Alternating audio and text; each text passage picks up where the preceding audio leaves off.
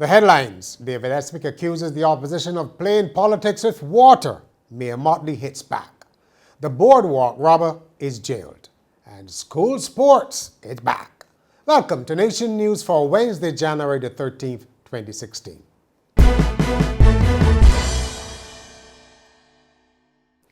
The Minister of Water, David Estwick, has rebuked the Barbados Labour Party, saying it needs to stop playing politics with the water shortage. He told a news conference that Barbados is in a prolonged drought and government is trying its best to manage the water scarcity. Speaking at his Graham Hall Christchurch office, Dr. Estwick said the BLP should stop seeking to use the plight of rural residents to its political advantage, given that the party had been warned when in office that Barbados was in danger of exhausting its water resources. Circumstances like these create opportunities for unity and common sense to prevail, because the water shortage crisis is one associated with extreme low rainfall, and the control of such is in the hands of the Almighty, not in the hands of the government or the opposition. Therefore, it is critical that politicians educate themselves first regarding the cause of drought conditions, so that they do not willfully or due to ignorance of the facts mislead those who they represent to cast blame where none should not be cast. Dr. Estwick outlined a number of medium to long-term solutions, including ordering 8 additional water tankers, the rehabilitation of a well at Groves in St. George, and a new pumping station at the Lazaretto in Blackrock. Opposition leader Mayor Mottley has rejected the minister's claim of political posturing, saying he had confused representation with politics. In a statement, she put forward her own short-term solutions to the water problems. She suggested that water tankers be deployed on a 24-hour basis, especially to service commercial establishments. She also called on government to facilitate the purchase of water tanks and pumps for the most affected communities through grants, low-interest loans, and tax incentives. Ms. Mottley said a strong public education program is also needed. The man who attacked 2 British visitors on the Richard Haynes Boardwalk on Monday night will spend 30 months in prison. 53-year-old Trevor Anthony Agard was sentenced after he pleaded guilty in the District A Magistrates Court to robbing and assaulting Gina El Hussein and her daughter Dana Chowdhury. The pair were walking along the boardwalk in Hastings when they were attacked.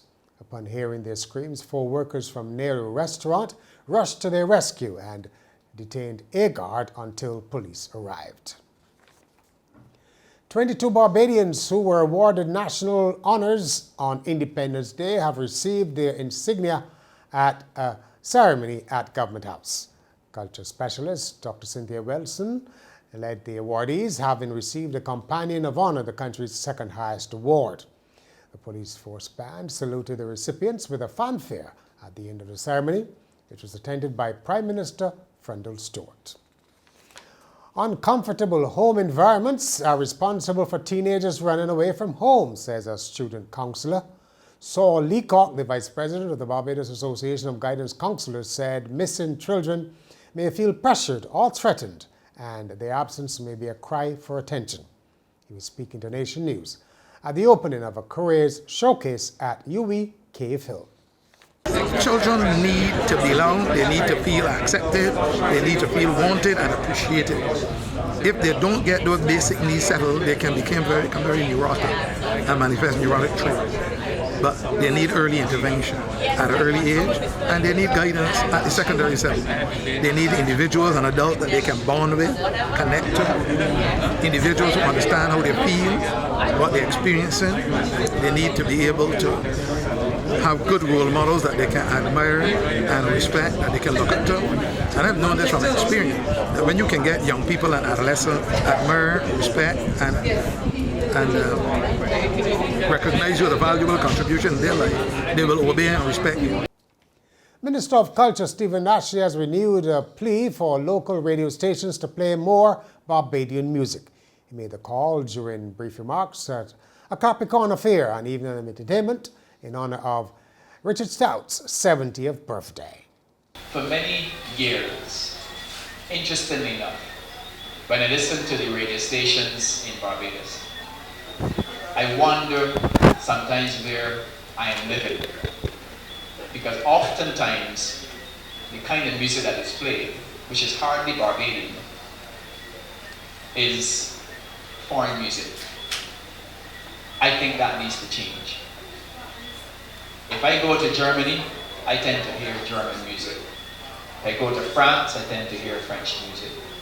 If I go to Brazil, I hear Spanish. Why is it can't we hear predominantly Bajan music, Bajan songs on our local radio stations? In sports, well, it's the school sports season, and our first trip is to Wilkie Cumberbatch Primary, and to say congratulations to the top individual performers. The top boy of Victor Durham was Rakan Clark, who led the Yellow House to victory for the 9th straight year. Kaya Kelman Wall of Red House was Victrix Durham. And finally, workers at a New Jersey restaurant were caught on camera celebrating wildly upon finding out that they had won a $900 million Powerball jackpot. But their jubilation proved premature. The 42 workers at Grassini's restaurant pooled their money to purchase tickets for Saturday's $900 million drawing, and footage filmed at the eatery Saturday night shows the workers checking their tickets against the winning numbers and finding they had matched every number. The workers, who expected to receive each $22 million, began celebrating, with one cook even throwing down his apron and quitting on the spot. However, after about 20 minutes, the workers realized they had made a mistake. The list of winning numbers they were looking at was from Wednesday's drawing instead of Saturday's. The workers joked they now know the pain of Miss Columbia, who was briefly crowned, you may remember, as Miss Universe due to a mistake by host Steve Harvey. The restaurant said the workers who quit their jobs were all welcomed back to their former positions. And that's Nation News for Wednesday. For more news, log on to nationnews.com, as well as YouTube, Facebook, and Twitter. And remember to pick up your Daily Nation on Thursday or subscribe to our e-paper.